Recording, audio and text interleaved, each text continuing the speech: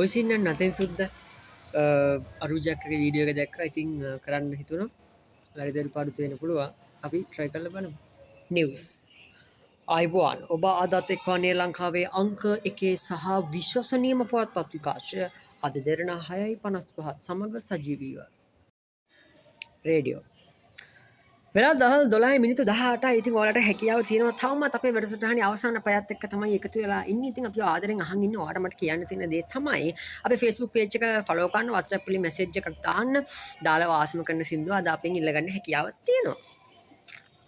TV program අයිබුවන් සුබම සුබ අලුත් අවුරුද්දක් ප්‍රාර්ථනා කරනවා. ඉතින් අලුත් අවුරුද්දේ අලුත් බලාපොරොත්තු අරගෙන ඔබ අපි මේ ආකාරයෙන් එකතු වෙන්නේ වසරේ පළවෙනි වැඩසටහනත් සමග.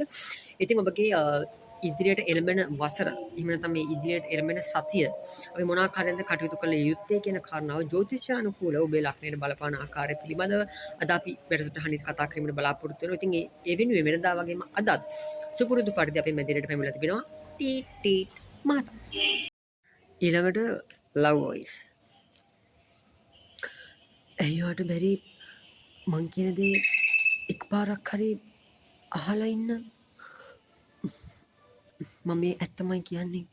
එදා ඔවත් එක්ක මොන්ඩිසෝරියේ එකට වොෂ්රූම් ගිය දවසේ ඉඳන් අද වෙනකම් මම ආදරේ කරන්නේ මට ඔයාලන් ඉදි දැනෙන මේ දාඩිය ගඳට. ඩබින් හැපි මූඩ් එකේ. මෑණියනි නුඹ කොහෙද? පියාණන් අද මට අවසරය ලබා දුන්නා ඔහුත් සමග සටනට යෑමට. මෑණියනි දිව්‍යන්ට තුති වේවා. මට අවශ්‍ය ඔබගේ ආශිර්වාදය මේ සටනට යෑමට ප්‍රථමව. ඩබින් සෑඩ් මූඩ් එකේ. කවුරුවකි මට අවසරයි සමුගන්න. පියාණන් සමගින් සටනට යාමේදී යම් විටක මගේ ප්‍රාණය නැති වී යාමට හැකි. නමුත් එසේ වුවත් මා සතුටින් මාගේ ප්‍රාණය පූජා කරනවා මේ දේශය වෙනුවෙන්. කවුරුවකි මේ අප හමුවන අවසාන අවස්ථාව විය හැකි. පරිස්සමෙන් රැඳෙන්න. දෙවියන් නිරතුරුව නුඹ ආරක්ෂා කරාවි කවුරුවකි. ඩබින් සෑඩ් මූඩ් එකේ. ඩබින් ඇංග්‍රි මූඩ් එකේ. සුෂීමා නුඹට හැකියාවක් නැහැ. මා සටන ගොස් නැවත මාලිගයට පැමිණෙනතුරු මගේ මෑණියන්ටවත් කවුරුවකීටවත් කරදරයක් කිරීමට නැහැ. මා ඉඩ දෙන්නේ නුඹට එසේ කිරීමට. දැන් වොයිස් චේන්ජින්. අයියෝ අනේ අපෝයි ලෝක පෙරලෙන්ඩයි හදන්නේ. මගේ බඩ දඟලනවා, මගේ බඩ රිදෙනවා. අනේ මම මැරෙන්නයි යන්නේ. මේක කලින් දෙනක් හිටියනම් මම සීයත් එක්ක මට අවසන් කමිටි පත්‍රය ලියන්න තිබුණා. අනේ අපෝයි බොරුවට කෑ ගහන්න එපා මණ්ඩුක. මෙද පප්පා ඔයාට මොකක් හරි බේතක් දෙයි.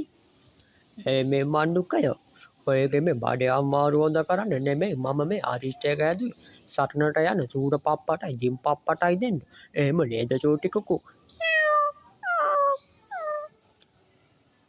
ඉවරයි කියලා හිතුවට මගේ පියාණන්ගේ නාමයෙන් ඉවරම නෑ.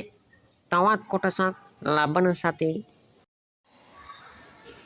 ඊළඟට මම මේකට ඇඩිෂනලි එකතු කරනවා දකුණේ භාෂාව. ආතල් එකට විතරයි අපහාස කරන්න නෙමෙයි. මුකා මෙන අම්මේ වෙන මේ ඉස්සරහ ගෙදර නංගි මගෙන් කැමැත්ත අහනවා. අපෝ මේ එහෙම මේ ඔයාට ඕනි මට මේ ඉක්මනට කසාද කරන්න බෑ හොඳේ. ඒවා මේ වැඩි හිටියෝ එකතු වෙලා කරන්න ඕන දේවල් ඔයයි දන්නේ නැද්ද?